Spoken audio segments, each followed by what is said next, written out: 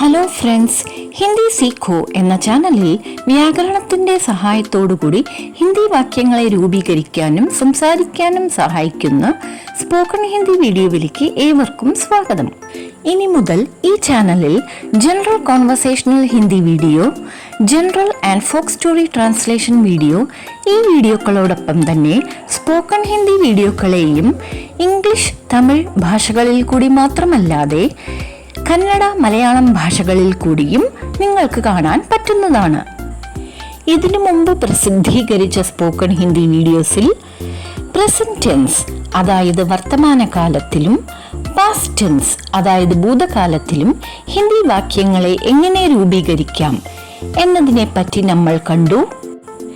ഇനി ഈ വീഡിയോയിൽ ഭാവി കാലം അതായത് ഫ്യൂച്ചർ ടെൻസിൽ ഹിന്ദി വാക്യങ്ങളെ എങ്ങനെയാണ് രൂപീകരിക്കേണ്ടത് എന്ന് നമുക്ക് നോക്കാം. അപ്പോൾ സമയം കളയാതെ വീഡിയോയിലേക്ക് കടക്കാം. എന്താ, റെഡിയല്ലേ? ഹിന്ദിയിൽ ഭാവി കാലത്തിന് എന്താണ് പറയുന്നത് എന്ന് നോക്കാം. ഹിന്ദിയിൽ ഭാവി കാലത്തിന് ഭവിഷ്യത് കാൽ എന്നാണ് പറയുന്നത്. ശരി, ഇനി ഹിന്ദിയിൽ ഭാവികാല വാക്യങ്ങൾ രൂപീകരിക്കുന്നതിന് വേണ്ട റൂൾസ് അതായത് നിയമങ്ങൾ എന്താണെന്ന് നോക്കാം. ഞാൻ അതായത് മേ എന്ന പദത്തിൽ ഒരു ഭാവികാല വാക്യം തുടങ്ങുകയാണെങ്കിൽ പുല്ലിംഗ വാക്യത്തിൽ ഊങ്ക എന്നും സ്ത്രീലിംഗ വാക്യത്തിൽ ഊങ്കി എന്നും അവസാനിക്കണം. ഇതിനിടയിൽ ഒരു നാമപദം അതായത് നൗണും ഒരു ക്രിയ അതായത് വെർബും ചേർക്കണം. ഞങ്ങൾ അഥവാ നമ്മൾ അതായത് ഹം എന്ന പദത്തിൽ ഒരു ഭാവികാല വാക്യം തുടങ്ങുകയാണെങ്കിൽ പുല്ലിംഗ വാക്യത്തിൽ ഏങ്കെ എന്നും സ്ത്രീലിംഗ വാക്യത്തിൽ ഏങ്കി എന്നും അവസാനിക്കണം. ഇതിനിടയിൽ ഒരു നാമപദവും ക്രിയാപദവും ചേർക്കണം. ചെറിയവരെയും സമവയസ്കരെയും അഭിസംബോധന ചെയ്യുന്ന നീ, നിങ്ങൾ അതായത് തും എന്ന് ഒരു ഭാവികാല വാക്യം തുടങ്ങുകയാണെങ്കിൽ പുല്ലിംഗ വാക്യത്തിൽ ഓകെ എന്നും സ്ത്രീലിംഗ വാക്യത്തിൽ ഓഗി എന്നും അവസാനിക്കണം. ഇതിനിടയിൽ ഒരു നാമപദവും ക്രിയയും ചേർക്കണം. വലിയവരെ അഭിസംബോധന ചെയ്യുന്ന താങ്കൾ, നിങ്ങൾ അതായത് ആപ് എന്ന് ഒരു ഭാവികാല വാക്യം തുടങ്ങുകയാണെങ്കിൽ പുല്ലിംഗ വാക്യത്തിൽ ഏങ്കെ എന്നും സ്ത്രീലിംഗ വാക്യത്തിൽ ഏങ്കി എന്നും അവസാനിക്കണം. ഇതിനിടയിൽ ഒരു നാമപദവും ക്രിയയും ചേർക്കണം. അവൻ, അവൾ എന്ന് അഭിസംബോധന ചെയ്യുന്ന വഹ്, ഇവൻ, ഇവൾ എന്ന് അഭിസംബോധന ചെയ്യുന്ന യഹ് എന്നീ ശബ്ദങ്ങളിൽ ഒരു ഭാവികാല വാക്യം തുടങ്ങുകയാണെങ്കിൽ പുല്ലിംഗ വാക്യത്തിൽ ഏക എന്നും സ്ത്രീലിംഗ വാക്യത്തിൽ ഏകി എന്നും അവസാനിക്കണം. ഇതിനിടയിൽ ഒരു നാമപദവും ക്രിയയും ചേർക്കണം. അവർ അതായത് വേ, ഇവർ അതായത് യേ എന്നീ ശബ്ദങ്ങളിൽ ഒരു ഭാവികാല വാക്യം തുടങ്ങുകയാണെങ്കിൽ പുല്ലിംഗ വാക്യത്തിൽ ഏങ്കെ എന്നും സ്ത്രീലിംഗ വാക്യത്തിൽ ഏങ്കി എന്നും അവസാനിക്കണം. ഇതിനിടയിൽ ഒരു നാമപദവും ക്രിയയും ചേർക്കണം. ഇനി ഈ ശബ്ദങ്ങളെ കൊണ്ട് ഹിന്ദിയിൽ ഭാവികാല വാക്യങ്ങൾ അതായത് ഫ്യൂച്ചർ ടെൻസ് സെന്റൻസസ് എങ്ങനെയാണ് രൂപീകരിക്കേണ്ടത് എന്ന് നോക്കാം.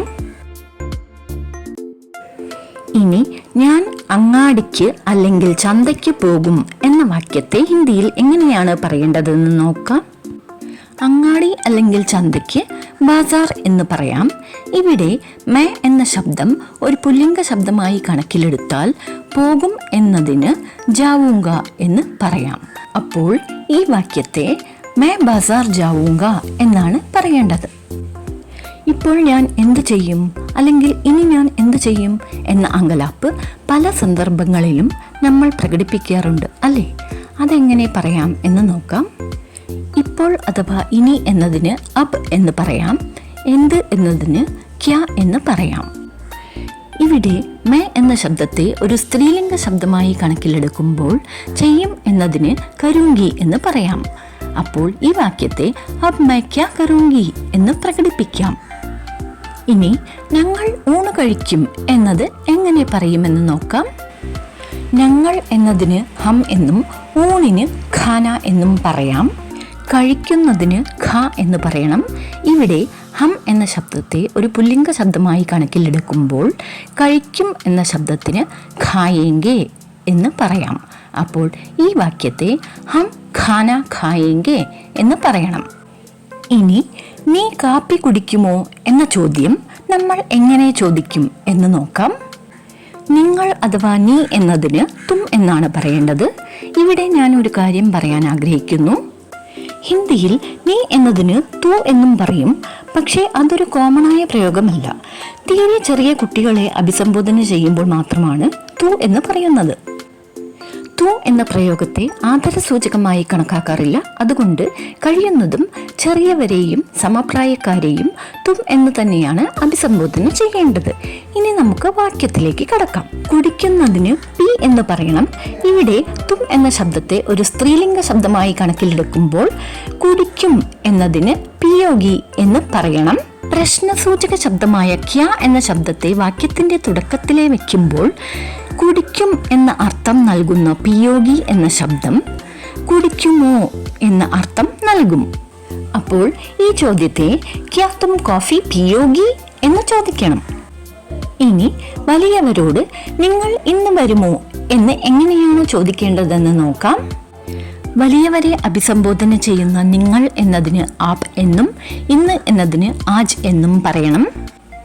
ആപ് എന്ന ശബ്ദത്തെ പുല്ലിംഗ ശബ്ദമായി കണക്കിലെടുക്കുകയും പ്രശ്നസൂചകമായ ക്യ എന്ന ശബ്ദത്തെ വാക്യത്തിന്റെ തുടക്കത്തിലെ വയ്ക്കുകയും ചെയ്താൽ വരും എന്ന അർത്ഥം നൽകുന്ന അയങ്കെ എന്ന ശബ്ദം വരുമോ എന്ന അർത്ഥം നൽകും. അപ്പോൾ ഈ ചോദ്യത്തിനെ ക്യ ആപ് ആജ് ആയെങ്കെ എന്ന് ചോദിക്കണം. ഇനി അവൾ ഈ ജോലി ചെയ്യും എന്ന് എങ്ങനെയാണ് പറയുക എന്ന് നോക്കാം. അവൾ എന്നതിന് വഹ് എന്നും ഇത് അല്ലെങ്കിൽ ഈ എന്നതിന് യഹ് എന്നും ജോലിക്ക് കാം എന്നും ചെയ്യുന്നതിന് ഖർ എന്നും പറയണം. വഹ് എന്ന ശബ്ദത്തെ ഒരു സ്ത്രീലിംഗ ശബ്ദമായി കണക്കിലെടുക്കുമ്പോൾ ചെയ്യും എന്നതിനെ കരേഗി എന്ന് പറയാം.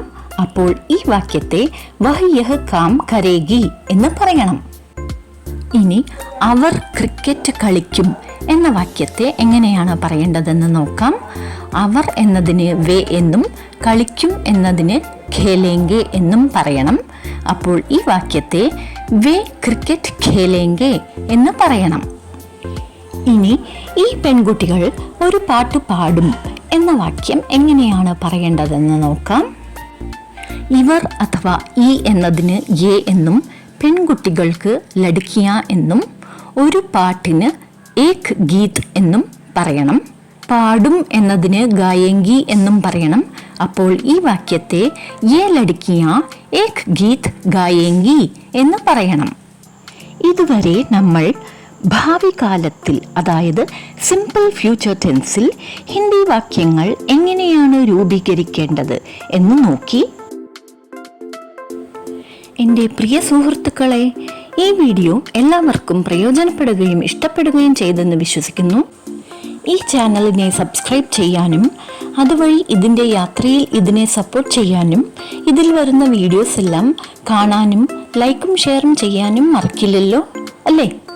അതിനോടൊപ്പം തന്നെ നിങ്ങളുടെ വിലയേറിയ ഫീഡ്ബാക്സ് നൽകാനും മറക്കില്ലെന്ന് കരുതുന്നു. കാരണം പ്രയോജനമുള്ള വീഡിയോസ് പ്രേക്ഷകർക്ക് നൽകാൻ സഹായിക്കുന്നത് നിങ്ങളുടെ എല്ലാം ഫീഡ്ബാക്സ് തന്നെയാണ്. അതുപോലെ തന്നെ എൻ്റെ വീഡിയോസും ചാനലും നിങ്ങൾക്ക് ഇൻസ്റ്റഗ്രാമിലും വാട്സപ്പിലും കൂടി കാണാൻ പറ്റും. അവിടെയും ഇതൊന്ന് ലൈക്കും ഫോളോയും ചെയ്തേക്കണേ. ഈ വീഡിയോസ് എല്ലാം നിങ്ങൾ കാണണമെന്നും നിങ്ങൾക്ക് മുഴുവൻ പ്രയോജനവും ലഭിക്കണമെന്നുമാണ് ഞാൻ ആഗ്രഹിക്കുന്നത്. അപ്പോൾ പ്രിയ സുഹൃത്തുക്കളെ, അടുത്തു വരുന്ന വീഡിയോസിൽ പ്രയോജനമുള്ള ഒരു വിരുന്ന് തന്നെ നിങ്ങളെ കാത്തിരിക്കുന്നുണ്ട്. അതുവരെ take care and be safe. Hindi Sikho എന്ന ചാനലിൽ നിന്നും സൈൻ ഓഫ് ചെയ്യുന്നത് നിങ്ങളുടെ സീതാ സുന്ദർ.